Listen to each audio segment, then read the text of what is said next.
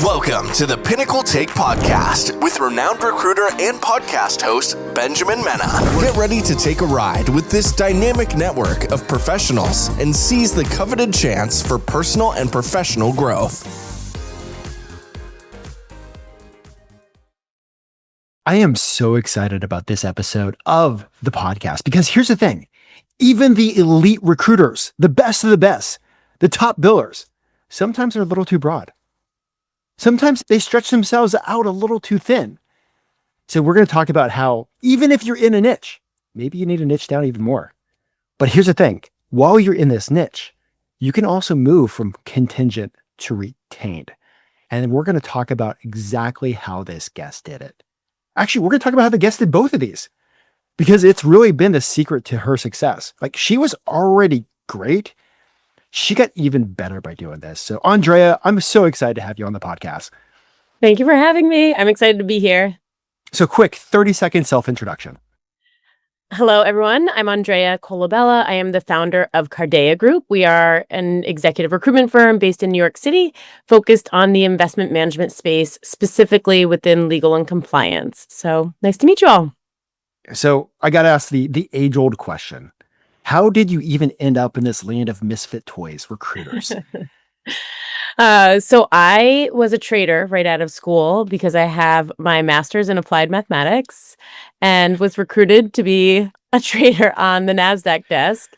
This was a job that many of my friends completely envied, and I did not want it. So when I lost my job as a trader, I was trying to figure out what I wanted to do. I didn't know what I wanted to do, but everyone else seemed to know they wanted the job I just had. And I ended up finding a recruiting posting where you could help people find their dream jobs. So I thought, that sounds pretty interesting. And then I heard the sky was the limit in terms of earnings, and that if you were competitive, which I am, that you could be very successful. So I went on one interview for a recruiting job and fell in love with the idea. And then I started cold calling recruiting agencies to see if they'd want to hire me. And I finally found one that just resonated with me. So I actually met with a whole bunch. I knew I wanted to be a recruiter after that first interview. So you literally cold called recruiting firms saying, I want to be a recruiter. Hire me. Yes. And my favorite story is my first boss. Her name is Jen Keen. She's phenomenal. But I cold called one agency, and the woman I got on the other line whispered into the phone, "You don't want to work here. Call Jen Keen." And she introduced me to who my now boss is. So it was hilarious because, as we all know, there are some terrible agencies out there and people you don't want to work for. And that woman, I don't remember which firm she worked for. This is back in 2005 in Boston, but she saved me and got me on my way to recruiting for Jen Keen. Okay, so how was this first year for you in recruiting, going from trading to being a recruiter? I loved it. I mean, talk about finding your passion early. I was 23 at the time, extremely social. I loved my firm. My firm was so great. My boss, Jen Keen, that I just referenced, was so wonderful, so generous. I recruited everything. So my group was predominantly administrative assistants and HR. And so I recruited admins and HR professionals up and down the food chain. And then I found a little niche for myself of software salespeople. And I just kind of grew that little vertical all on my own. You could do whatever you wanted under Jen Keen's control. She was great, and she didn't say no to anything.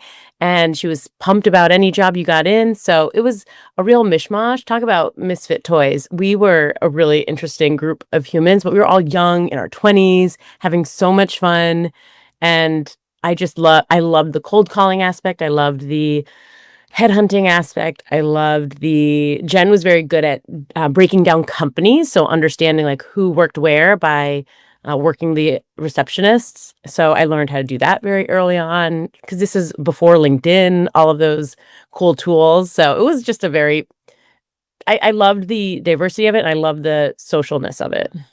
So did you love it, or did you learn to love it? And if you learned to love it, how did she teach everybody to learn to love the hard parts of the job? I think I just loved it. I don't think I learned to love it, because if you learn to love it, I probably would have learned to love trading, and that just didn't happen. I just loved it. I loved the game of it. I loved the competitiveness of it, but also there was a big collegiate aspect of it. My group was so great. We all worked just in rows, and so everybody's was basically 2 rows and everyone's backs were to each other. And whenever a new job came in, everyone just swiveled their chairs around. And then I think of like Suzanne Burbage would be like, this job is hotter than anything in the entire world. And she'd get everyone stoked to work on her job. And we all had file folders and would go through our file cabinets to see which candidates we had for those jobs. It was just dynamic and fun and super engaging. And I don't know, it's just a lot of fun. Like, I know we have so much to cover, but I'm so curious of that. Like looking back at that now, looking at your firm, looking at like the other places you've been, like how do you create that kind of atmosphere for your team? Jen made it fun. She would have competitions for us. And they were little ones, but that's what I do for my team now is sometimes I give them individual competitions, sometimes team competitions, and just creating excitement around doing what you need to do. Because sometimes getting through 50 calls a day was a slog when you're 24 and potentially hungover, or 24 and want to go to happy hour. So it was, and she would make it inspiring to get through it all. We had so much fun. And sometimes if you got so we used to also meet all of our candidates in person back then. Every single candidate we met in person. And when I first started recruiting, I used to spend an hour with each of my NCIs in person. And then I went to a training and Greg Dorschinger was there. I'm not sure if I just butchered his name. And I remember getting in an argument with him. I was 23, 24 years old as a rookie. And he was telling me I was wasting too much time on NCIs. And he was 100% right. But I was emphatic that I was right and that he was completely wrong, even though he was the one at the front of the room teaching everybody. And I was just this very precocious 23-year-old that thought I'd figured it all out already. I got to ask, so you figured it out already at the age of 23. I think that's also like the perfect, you learn a bunch and then you're like, oh crap, I realize I know nothing. And then until you get to the expertise where you are now. But okay, so fast forward, you did end up leaving that place and it was so awesome. Like, why'd you leave? Boston was not the place for me at all. And so when they opened a New York City office, I moved to New York City with 2 people, Brenda and Jason, and we opened the New York City office. And we had just as much fun. So Brenda was just now my new Jen, and she created such a fun environment. We had other, again, young 20-year-olds that were just on the phone, cold calling. We did everything. So when I moved to New York, my clients were L'Oreal and Robico and Company and Unilever, and we did everything under the sun. And I moved to accounting and finance because that's what Brenda did. And I was not supposed to come to New York. I just asked if I could come. And since I was a good recruiter, they were like, sure, go. But you're no longer going to do admins. You're going to have to figure out accounting and finance. So moved to New York, but then you're kind of the ugly stepsister. Everyone kind of forgot about us up in Boston. That's where all the founders were. And I really did want to become niche. So I left that firm, Brenda and Jen's firm, to join a very specific investment management focused recruiting agency. Okay. They did all accounting and operations there as well. And is that the niche that you kind of wanted to end up in because of your investment background? I think so. I really don't know what drew me to the investment management space because trading on the NASDAQ desk is very different than being at a hedge fund or a private equity firm, which is what the niche that I'm in now is. And I just found it very intriguing, I think, because there was part of me that thought maybe I should have been a quantitative analyst, and that also would not have worked out. So it's adorable for me to think that would have been a career path because I'm confident it would not have been. But I think because I thought maybe I could have been a quant in an investment fund, I just gravitated towards that industry. If you want a good laugh, I wanted to become an intel analyst for the military, and I've now hired hundreds of them. Really? Yes. Interesting. Why? I'm so curious. You hire them for you or you hire them? I hired them. That's my niche. Like within the recruitment, government contracting. But I was like, oh yeah, it's kind of funny, like how like what you thought you want to be ends up being the place where you sometimes do spend some time recruiting. Right. Okay. That makes sense. Sorry, I misunderstood. All good. Okay. So you went from there and then you decided to make the jump for your own company. Yes.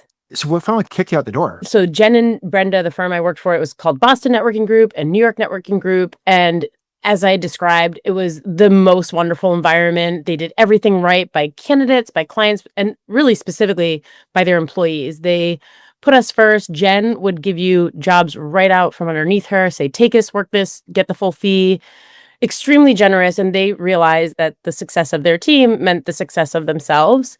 And the firm I went to work for that was in the investment management space was the complete antithesis of that. And so I didn't realize just how different people operated their businesses.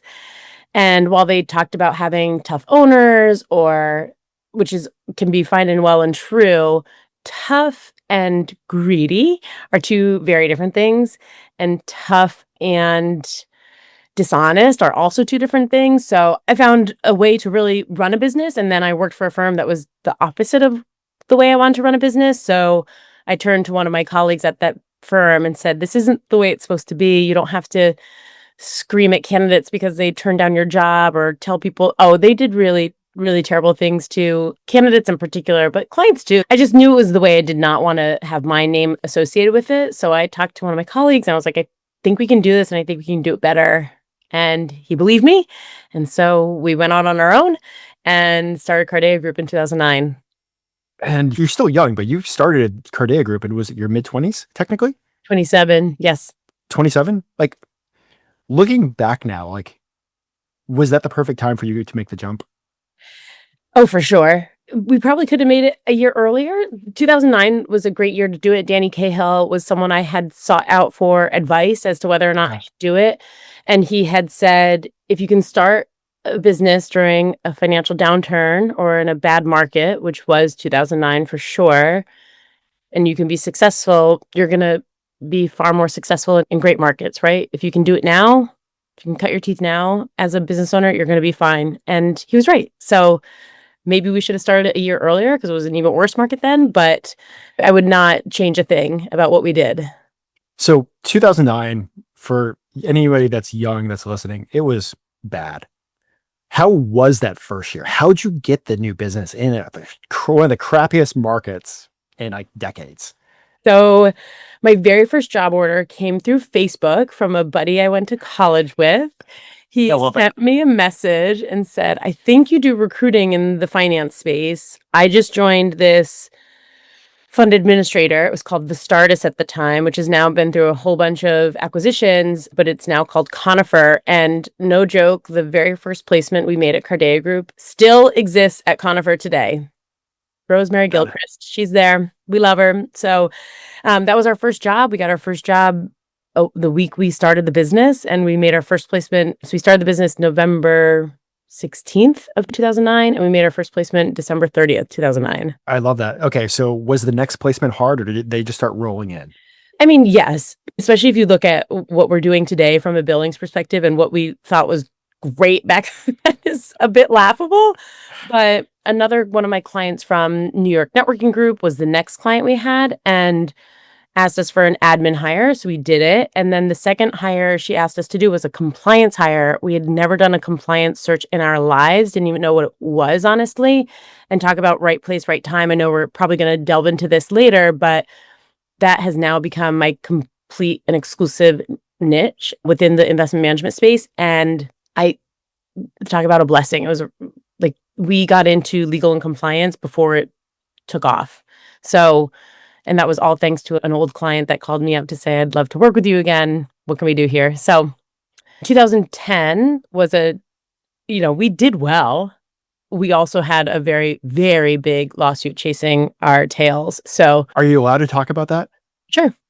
Just because I'm sure like other people have dealt with that too. Okay. So you guys started your firm and you had a lawsuit chasing after you guys. Yeah. Was it an NDA? It was a non-compete. Okay. Non-compete? Non-compete. Yep. And we were the first people to leave that firm to start our own. And I'm not going to completely disparage these people, or I'm going to try my best not to disparage them at all, but I had described what their business model was like previously. And that was just who they were as humans. So it's not surprising. They chased us for 3 years. Oh, 3 years. Yeah. I mean, so once you've dealt with a lawsuit or two, you're like, okay, this sucks. But that was the first one that you were dealing with, right? This is the only one. Knock on wood. It's the only one I ever were on. Knock on wood. So like dealing with the lawsuit is like heavy on your shoulders. How did you guys like sit there and still like attack the business, attack everything, still chasing the dream while sitting there like, oh crap, I got another email from a lawyer? Yes. So honestly, a young lady that I'm mentoring right now in the business called me yesterday because she was getting really stressed out about how she's doing. And I said to her, Jessica, the only way to get out of your own head is get on the phones. That's it. So all we did, we were vigilant about our plans. We made plans every day. We made 50 cold calls a day. We did all the things that I make my recruiters that start off with me today do, which is plan deliberately and specifically, execute on said plan, and be conscious of your time and how you spend it. So I wouldn't sit there and sulk over a legal bill or new news from my lawyer every time it came in. Sure, I can't completely compartmentalize. It would be there, but there's nothing that'll inspire you than the legal bills that follow a 3-year lawsuit. So we just went to work, and we were really, in my humble opinion, and sure, the other firm probably has a very different opinion on this, but we were really polite. We stayed in our lane. We did our best to just let the business come to us and try not to touch their big relationships. There were relationships that I had from my previous firm, and then from the industry and being relatively social. Like I had mentioned, my buddy Corey was our first client, and we ended up placing maybe 24 people with his firm over the next, I mean, not in that year, certainly not in that year. That would have been lovely. But over the next 8 years, we did. So we just fostered the relationships that we did have and tried to mind our business when it came to them. All right. So moving past that, I'm kind of curious. So like in your first few years, you got all sorts of different positions. I've heard you speak, I've talked to you. Like, why did you zone in on this legal and compliance lane? Sure. So as our business grew, Kardea Group and our niche within the investment management space, and we did all these different verticals, we did at the end of one year, I want to say 2012, we did a look back to see what our fill ratios were of all of the positions we worked on. And specifically administrative roles, we were filling 1 in 12 because, as anyone knows that's hiring an admin assistant, you need a lot of agencies working on it because admins are typically unreliable. You want to see as many people as you can in the market, and no one agency has all the relationships with all the administrative assistants. So we were like, okay, no more admin.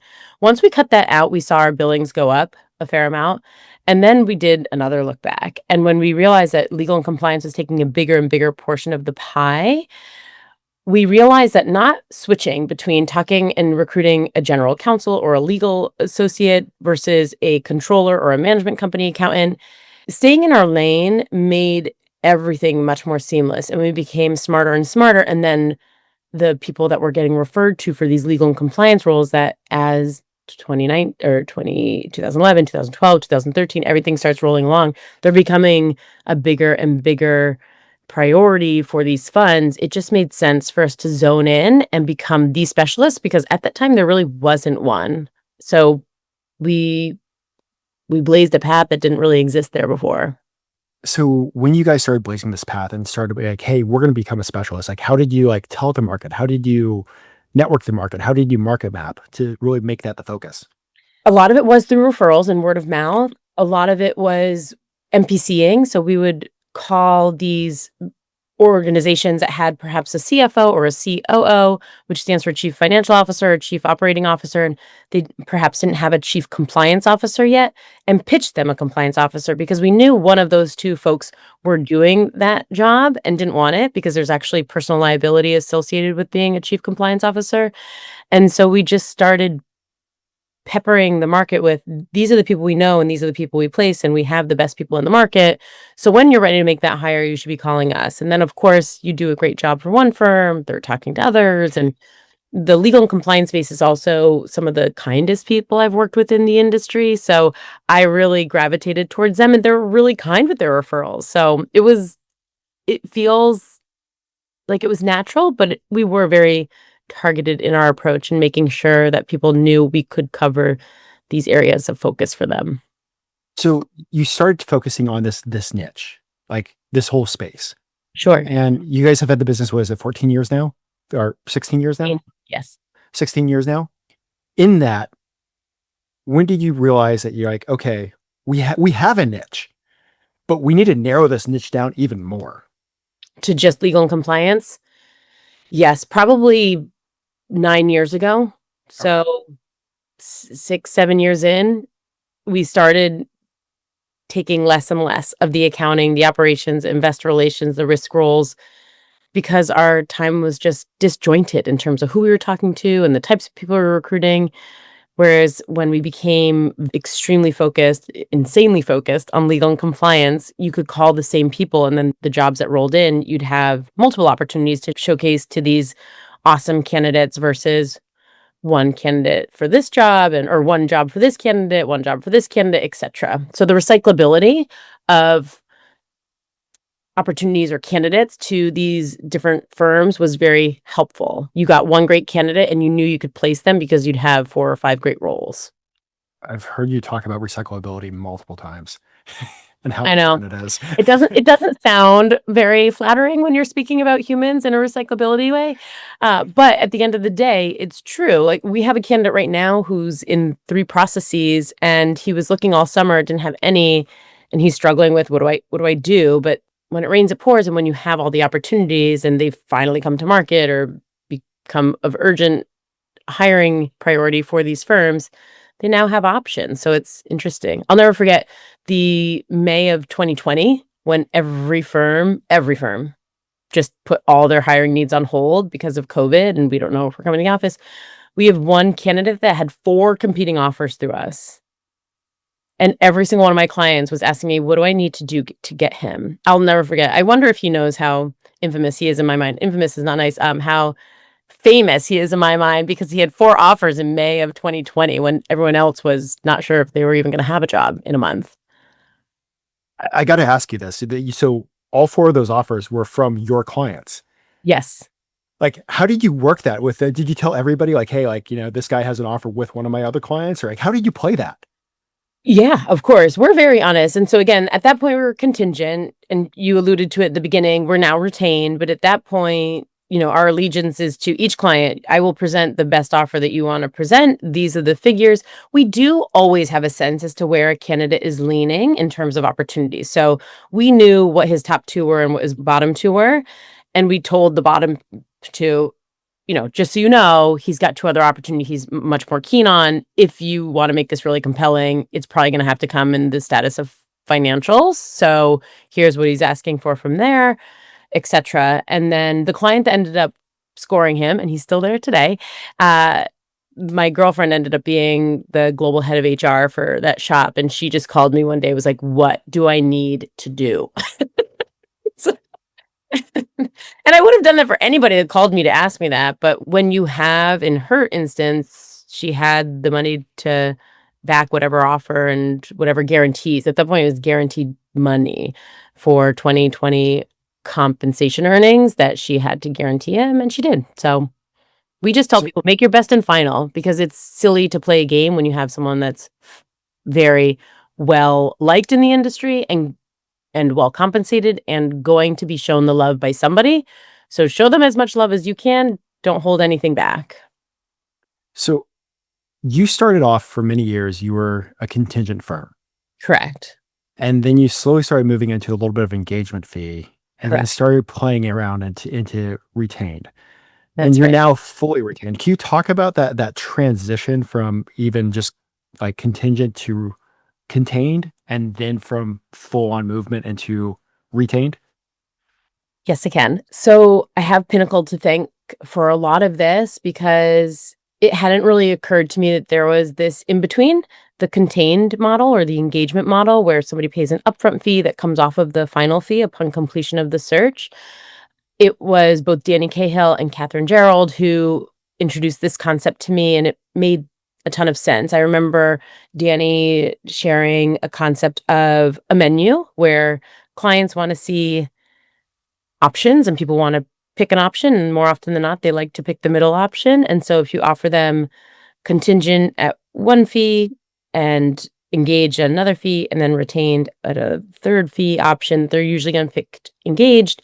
And then you have some sort of financial commitment from those clients, which is meaningful, just because, as any contingent recruiter knows, you have clients that send you out to recruit on their role, and either they send you on a wild goose chase, or they're not serious about the hire and say no to everybody, or they just completely ghost you, and you put in hours of your time and that of your team's time for absolutely nothing in return. So I love the idea of, okay, at least we walk away with something. And then the reality of us going retained was I bought my business partner out in 2023. And at the same time, someone introduced me to another recruiting association called the International Retained Search Association, IRSA. And that's a smaller organization than Pinnacle, but several Pinnacle members are members of both. And they invited me to come. And they were like, if you're thinking about going retained, consider this. So I went to that meeting and they had shared a lot of the intel about how they conducted their searches. And the reality is we were conducting our searches at the white glove level or white glove service level of retained search firms, but we weren't receiving those fees. So it made sense to me. I was just pretty strategic in not rolling that out while I had a business partner I was buying out, to have him see how I was going to do that and how I was going to transition the organization to retained. So once he left, we actually did Retrained, which is a coaching company on moving from contingent to retained. And they're based Okay. out of the UK and they were wonderful. So it was a process and it was exciting. Retrained is like an intense 8 weeks of learning how to do this, but phenomenal. And the coaches are outstanding. Was there like one client that really like pushed you over the edge? Like I need to do retained. I would say there's more than one. Honestly, I've had at that point 18 years of recruiting experience. Of course, there was more than one client that pushed me over the edge. And it was the people that were, I need to hire, urgency, get me these people, and you stop, drop, and do everything to get them people, and crickets for weeks or months. And it's this, I'm not going to say it's a disrespect for me because I know these people actually respect me. It's like they don't have an appreciation for this is my livelihood. This is my job. And when you ask me to stop, drop, and roll to do whatever you need me to do, and I do it for nothing in return, not even a response, is a waste of my time, energy, and it's prohibiting me from doing business with people who are serious. And so retained search aligns you with people who are serious about making the hires, and who wouldn't want that? And they also believe in your value prop. And again, now that we're so niche, I don't just know the players they want to hire. I can also warn them of the players they don't want to hire, right? For those that don't understand the retain model, it's like, how does that work? So there's a financial commitment up front. We typically ask for 40% up front, then 40% upon acceptance of a shortlist, and then the remainder, which is not always 20% because maybe they hired somebody less than because it's all of the 40% are based off of anticipated total compensation for the individual. And then the remainder is paid upon completion of the search. And I think that's what you're asking. Is there more? That's exactly it. And Yes. like, how'd you get the structure of like the anticipated salary versus like, many times it's like just basic first year salary or, base salary or something. How did you weave that into your contract? Like, I anticipate the salary is going to be X, Y, Z. Like, how do I bill on that? The target comp, that was another Danny Cahill nugget of information, but that was much earlier. We did that with searches. So I have done these seminars where I've talked about how my billings have increased over the years, and there are little things that I've learned along the way that have major impact. And billing off of first year total target comp is a huge one because, especially coming from admin recruiting, you were just billing off of base salary. But the reality is, specifically in the investment management space, people's total comp is largely bonus dependent. So we were leaving a lot on the table for these individuals who were extremely high performers and expected to earn usually at least double their base salary. It made no sense that we were only tying our fee to just the base. So we go off of target comp because it's the reality of what their compensation package looks like. So that was a lesson that you had to learn over time then, right? Oh, absolutely. And don't like looking back at what our billings would have been all those other years, but it's okay. That's like the beautiful part about recruiting is that you're constantly learning how to improve a host of things, whether it's your engagement skills, your business development skills, your negotiation skills, framing your pitch skills. And that's something we learned. And again, I don't begrudge any of my beginnings. Could I have earned more and be retired?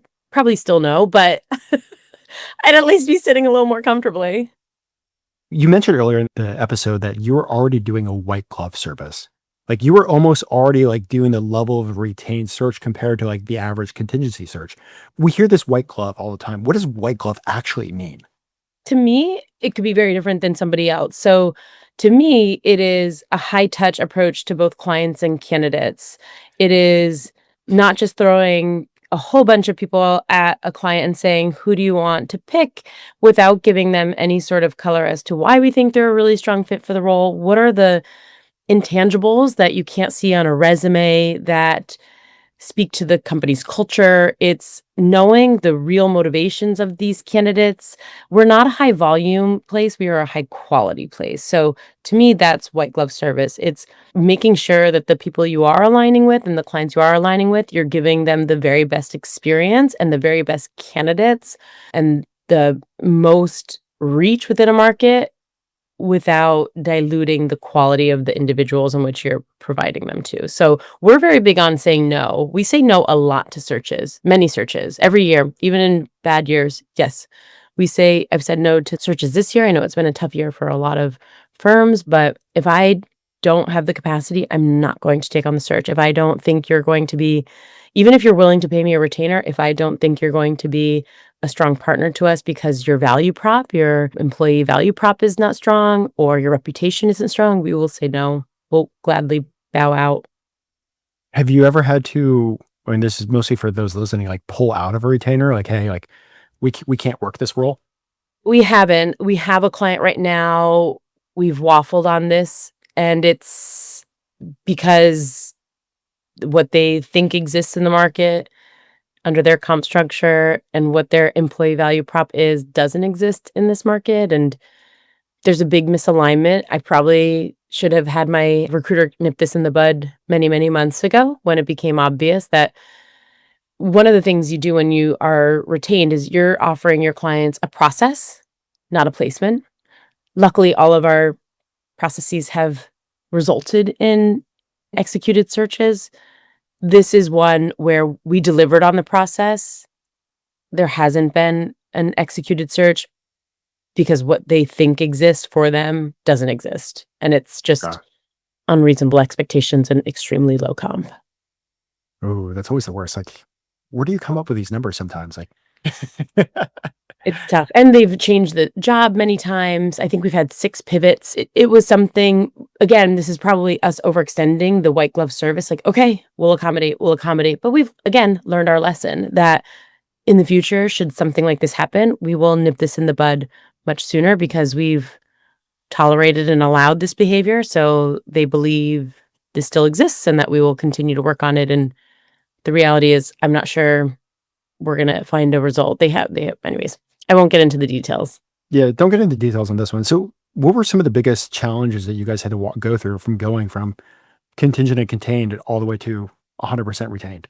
I think everyone assumes that the hardest part is converting existing clients to the retainer model.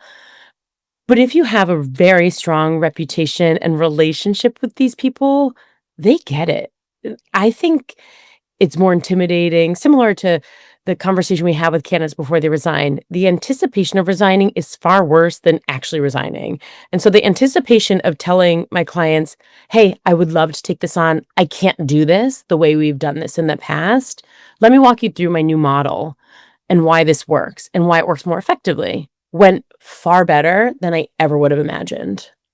Good to know. I think you hit it right. The anticipation of the conversation, you just overthink it.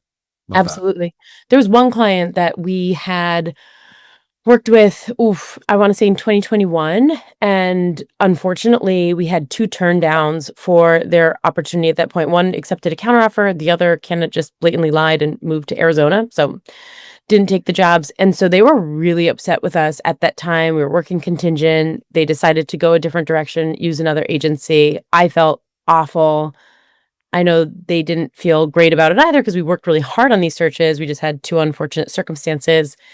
And they came back to us late last year with an opening.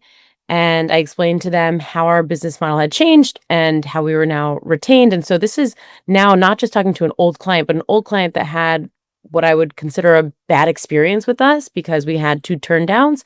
Not a bad experience in terms of our relationship because they obviously enjoyed working with us, but it wasn't my favorite record to show or to speak to even on a live podcast. But it's the reality. And they came back to us and I shared with them, this is our new model. And they bought in and they made 3 hires through us since then, Oh, wow. That's amazing. all through the retainer model. And again, I pitched this to a client that didn't love our contingency model, but now we've got believers in the retain model and they call it their dream team because they hired 3 people on this legal and compliance team through us in the past year. And I'm so happy because I love the hiring managers I was working with. And I'm so grateful they gave us another opportunity to, I don't want to say right or wrong, because again, some of this does not fall on our shoulders. Some of it does, but to course correct and get them the real dream team. You've said multiple times during this interview, this conversation about relationships. How are you keeping these relationships so good? Is it like events that you go to? Do you see them in person all the time? Like, how do you make sure you're having good relationships as a recruiter with your clients and your industry and your network? Well, first of all, I love relationships and I love people. I love people. You can ask any of my friends from college. I am the person that keeps in touch with everybody. My friends from home. I just organized my entire 25th high school reunion because I love being united and staying in touch with the people in my orbit. Being in touch is so important to me. I am fueled by people. There are people that are completely depleted after a night out with a whole bunch of people they don't know. I am so energized by this. It's insane. So I do a lot of events. I live in New York City. I have the huge benefit of living in New York City, being in the epicenter of legal compliance professionals within the investment management space. And I've made a very focused effort to host a lot of events. So this year I hosted 2 separate events with another executive recruiter who does work in the exact same vertical as me, so in the same niche, but she focuses on investment professionals and marketing professionals, and I focus on legal and compliance, so we're not competing. As a matter of fact, we refer each other business. And she and I hosted 2 different fireside chats or informational sessions. One was this past Tuesday, and we're getting together people in our industry because one of the things I would suggest to anyone that's trying to figure out, like, how do I host an event? What am I talking about? What am I doing? First of all, everyone loves a happy hour. So I do plenty of just plain old fun social happy hours. What I also realized at a Pinnacle event was some of the education that I can offer these people is not by having a phenomenal general counsel that I interview and give all these other general counsels advice.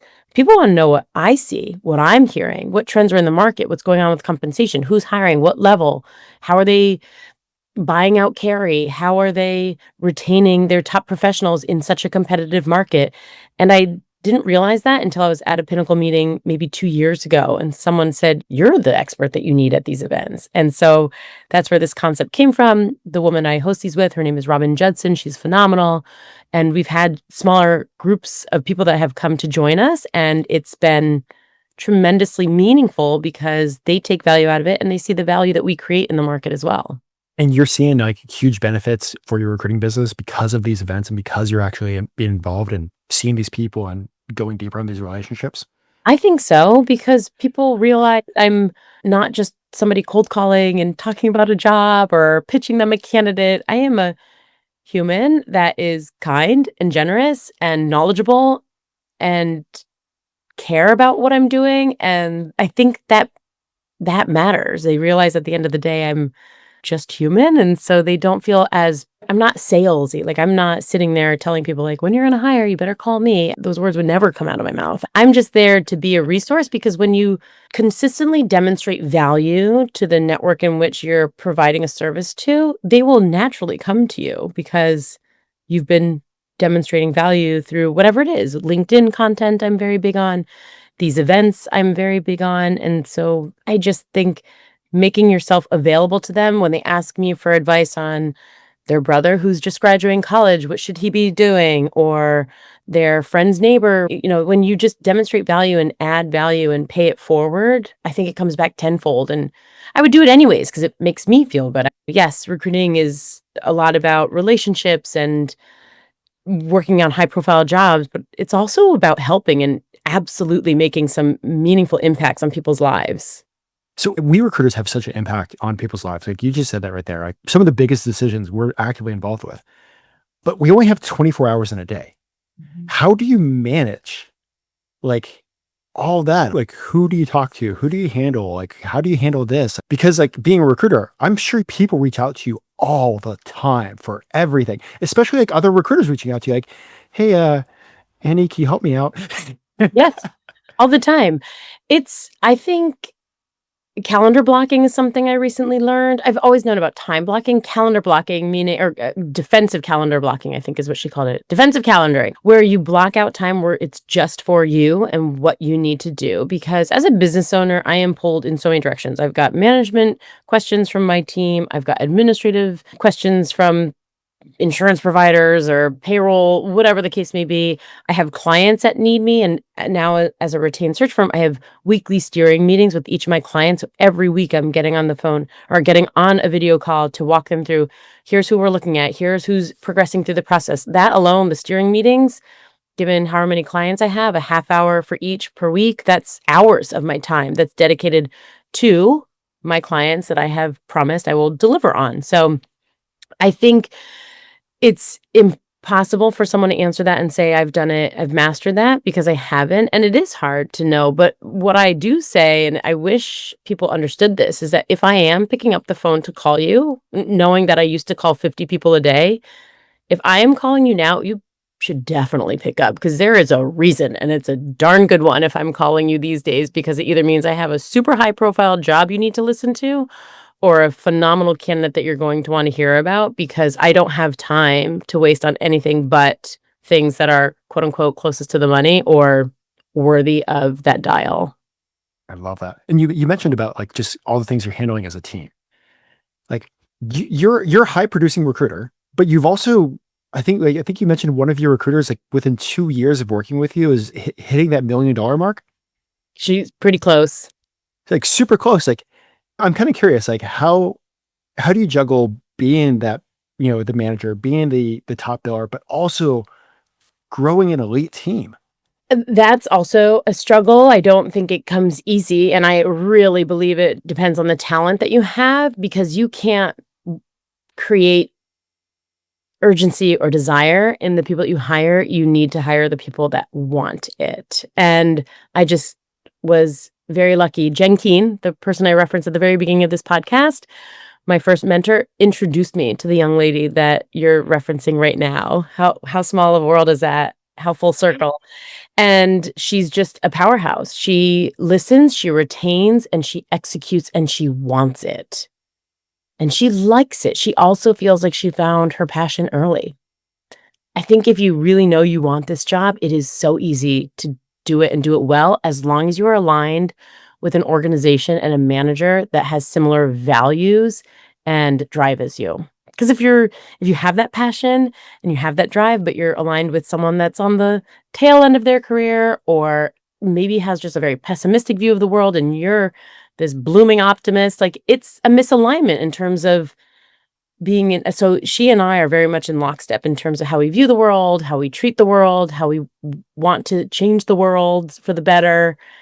And that camaraderie and that sort of mentorship of having someone that wants to do everything as best they can, doing right by people, but also hustling is a hard combination. So I really think it depends on who you hire. And I don't think any manager can do that without having the right staff underneath them. Okay. And like, how do you mentor somebody to, like, when they have those characters, how do you mentor that to become that elite recruiter? A lot of shadowing. I think that's what's made her extremely successful, is she would listen to all my cold calls, all my client calls, all my debriefs, all my preps, all my new candidate interviews, my intakes, my rolling out an offer. It is understanding the language, the tone, the discussion, figuring out why I asked the questions, when I asked the questions. She's also bright. Like, she figured out why I asked those questions because they're not obvious. I think a lot of recruiters just ask the questions that somebody told them to do, and I read between every line. I pick up on the smallest tweaks in somebody's voice, a different use of a word that they've used in the past or a word they've never used in the past that all of a sudden triggers something. I'm extremely attentive to language and their emotional state whenever I'm speaking with people. And talking about mentorship a little more, like, you had a great mentor with your first company. Have you had like a mentor within the last 5, 6 years that's had a good impact on you? Or is it just like the environment that you're in around Pinnacle? Well, certainly the Pinnacle members have been phenomenal, and I've turned to them for many, many issues. Danny Cahill has been my mentor since I first met him in 2006, and I was at a rookie training in his office in Cheshire, Connecticut, and I more or less forced him to be my mentor. I was like I basically just like latched on and wouldn't let go. And he assumed me as a mentee, I suppose. But he's been wonderful and often answers so many of my questions. There are people that are wired so differently that can come up with rebuttals to objections and very specific client or candidate objections that no one but Danny Cahill can handle. Maybe Jordan Taylor of Retrained, he's a very close second, but it's the way those two, their minds think is unbelievable. I couldn't come up with these things. And Jen Meyer, Jen Meyer has given me some really good tips as well at a Pinnacle. She's phenomenal. So yeah, I believe that having a mentor is someone that you can work with and speak to and kind of ping pong ideas off of is so important in this industry because nobody has all the answers and there's always two human elements to any deal, and no two humans are alike, and no two scenarios are going to be the same because of the human elements. All right, you've been in this business for a while. Has there been any like crazy things that have surprised you within this last year, like in the deal making process? Oh yeah. I feel like there have been so many things this year that have been outside the norm. So I'll tell you two, really, I don't know how much time we have, so I apologize if I'm just hogging all the time over here. But two of the crazy things that I saw this year, for the very first time in all of my recruiting, one of my clients was recruiting out of a direct competitor of theirs. And the CEO of the hiring firm, my client, said that before the candidate they want to hire out of their direct competitor could accept, he had to hear out a counteroffer. Yeah, exactly. Eyebrow lift. I have never heard that in my life. It was bonkers to me. And lo and behold, he took the counteroffer. So it was a real bad situation.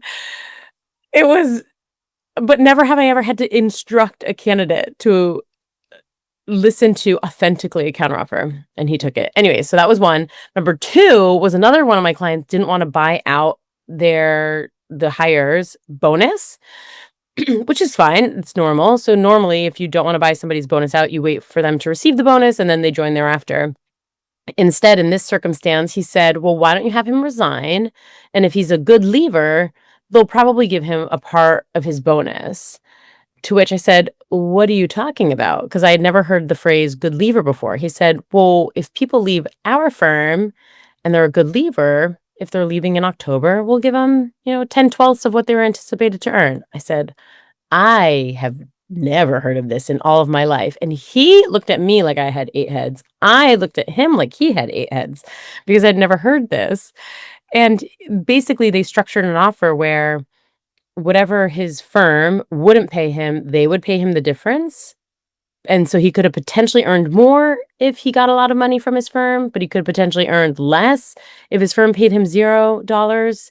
So our candidate basically said, no, thank you. I'm just going to wait and get my bonus and join in the new year because he's a compliance officer. Of course, he's cautious. And I don't blame him because I have never heard of anyone giving partial bonuses. But I ended up pressure testing this with my fireside chat earlier this week. And apparently there are firms that do good leaver bonuses. Not all, That's crazy. and not many, but my client was not fibbing to me. It does exist in this world. I just don't think it exists in the volume in which he thought so.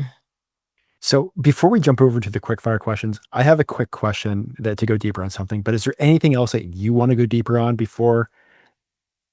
No, I mean, I feel like I've spent a lot of time talking about very random things. So unless there's anything, I want to hear your questions. Going back to this is just for like the listeners on the retain side of the house. Sure. You say that they're buying a system and a process compared to just the placement. Correct. What does that look like when you're pitching it? What does the pitch look like, or what does the actual process look like? What does the pitch and the process look like? It's not exactly one and the same. So the pitch is that in going retained, we can get to from launch of search to conclusion of search, so acceptance of an offer, we will reduce the time by up to 30%. Our average launch of search to acceptance of search is 52 days, as compared to, I forget exactly, maybe closer to 67 when we were on a contingent model. The other thing is that we expedite the entire process through video recordings. So we will do a recorded first round interview for all submissions. So for that long list that we submit for them to select a short list from, that long list has both resume, profile, outline as to why we think they're a good fit for the firm, etc. All the details there, but also a recorded interview, which is typically between 8 and 12 minutes long, where the client has constructed 3 to 5 questions that we ask each candidate. So they are tailored to the client's needs.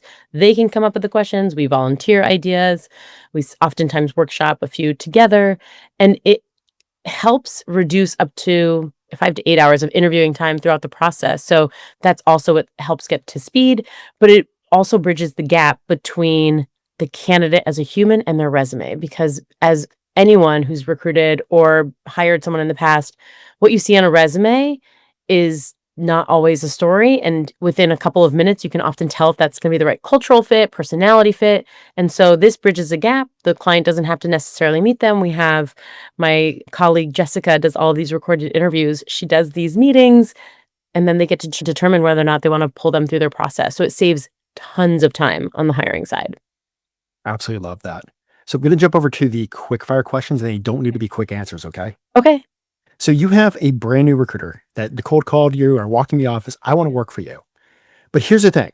If you can give me one piece of advice to have a successful career that kind of looks like yours, what advice would you give me?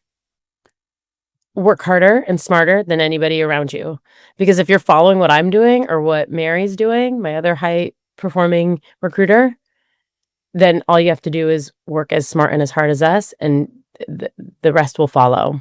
So don't skip corners, do the reps, pay attention. And the one thing I will also tell them is I can't want it for you. You need to want this on your own. What about a recruiter that hits you up and they're like, I'm good, but I want to go elite? What's your advice to them? Get sharp in whatever that niche is. If you want to be elite, then you need to create the personal brand or the company brand around being elite. So that means being extremely attentive to both candidates and clients, not one or the other, knowing your market inside and out, and being able to add value to every conversation that you enter. Has there been a book that's had a huge impact on your career? I love Atomic Habits. I also recently read The Other 90% for like the 4th time, which is hilarious because it's about how most people only use 10% of their brain, but I have to keep rereading it. So I love self-help books. Those are the books that I will read otherwise, and probably the ones that anyone would resonate with anyways. What does the Pinnacle Society mean to you? Community, support, idea generation, ingenuity, innovation, being surrounded by people who are better than you. Something that a lot of Pinnacle people say, and this is the first time it's ever going to come out of my mouth, but they always say iron sharpens iron. And it's true. So when you come out of these meetings, you realize you've just been surrounded by powerhouse recruiters who have refined their tasks and refined their businesses and have mastered the art of recruiting. And we're all constantly learning from each other. So it's just an incredible group of humans who care deeply about who you are as a human. They also are passionate about the industry in a way that not everybody's passionate about our industry, but we certainly are, and will help you in a pinch. I think just having the access to these brilliant minds, all of which have had different experiences that can culminate to help you come up with a solution, is phenomenal. Do you have a favorite tech tool? Ooh, great question. I mean, I use ChatGPT every single day. I love it. I will always love it. LinkedIn, I cannot live without. Talk about a lifeline. I actually probably could live without it, but it has become my social media platform in which I'm constantly posting. I'm just constantly posting on for top of mind awareness. So that's been really meaningful to me. I want to tell you the coolest one that Rich Rosen shared with us at a Pinnacle Society meeting. I tell everybody about this. I told the owners of my gym about this, and mind was blown because he was coming up with like business ideas. I've told my sisters about this. It's phenomenal. It's called promptcowboy.ai. Do you know about this, Ben? No, I don't. Oh my God. Okay. Rich hasn't told me. I was just talking with Rich too. He is a gatekeeper. That is rude. No. So Prompt Cowboy is an AI tool that helps refine your prompt. So you'd put in whatever your prompt that you would normally plop into ChatGPT or Claude or whatever you use, and it gives you a better prompt so that when you pull their prompt over to chat, it's so refined and it has so much detail. It's basically, it says like, here's your lazy prompt. Sorry. And then it's like, here's a good prompt, or here's like a cowboy prompt. I don't know what it calls it. And then you put that over. It's phenomenal. So that is a free tool. Everyone should use it. It's so cool. I am kind of curious, like what do you use for the videos for your clients? Do you just Zoom calls and record them? Interview, actually. I probably should give a little shout out to Interview as well. So it's a platform that's intended for that. As the title describes, Interview, it's for recorded interviews between candidates and clients. So you've been in this business for a while. You've had your own firm for a while. You've hired people. You've done a lot. What is one of the biggest challenges that you've had to walk through and work through? Knowing when to pivot. So whether it was from contingent to retained, but I mean, the honest to God truth is knowing when to say, I don't want to be business partners anymore. That was truly the most challenging. I'm sure that's a hard conversation to have. Probably weren't expecting that. So sorry. Woof. But it's hard. It's hard to know when to pivot when you've outgrown something. So we outgrew contingency. I outgrew my business partner. You outgrow employees. You outgrow processes sometimes. I think it's knowing when to let go. With everything that you know now, if you got a chance to go back and have a conversation with yourself, we'll say early on in your career, what advice would you tell yourself? Younger me? Okay. Bill on total compensation. Just do it. You will be very thankful for this later. And honestly, I would have applied for Pinnacle far sooner than I did. That was something Danny told me time and time and time again. And I just did not see the benefit, obviously, because I had made him be my mentor. So I thought I had access to it all, and I probably did. But there's a whole different element in being a part of Pinnacle. So I would have said, bill on total comp, become more specialized sooner, and look into associations that will help you master your craft in far more rapid fashion than otherwise. I love that. So you're active on LinkedIn. You're active in the recruiting community. I've seen you talk. I've seen you share. You've been on podcasts before. With all that, I'm sure you probably get hit up by recruiters like, hey, what about this? What's the best MPC? What's working for business development? All these questions are tactical. But within all the questions you get, do you ever just wonder hey, I wish you would just ask this question, but nobody ever does. What would that question be? What would be that answer? Oof. What should I stop doing? What should I stop doing to increase my billings? What should I stop doing to increase my billings? That's what people should be asking. Everyone's always asking, what should I do? What tool should I have? What more should I be doing? And we're in this world of insatiability in terms of tools and what we do. And I feel like one of the best things anybody can do is buy back their time. That's a big Dan Martell book as well. And I love Dan Martell. I think he's got phenomenal business advice. Is instead of figuring out what more you can do, dial it back. What should I stop doing that's going to make me a better recruiter? That's what people should be asking, I think. Well, two last questions, and I'll let you go. If somebody wants to follow you, how do they go about doing that?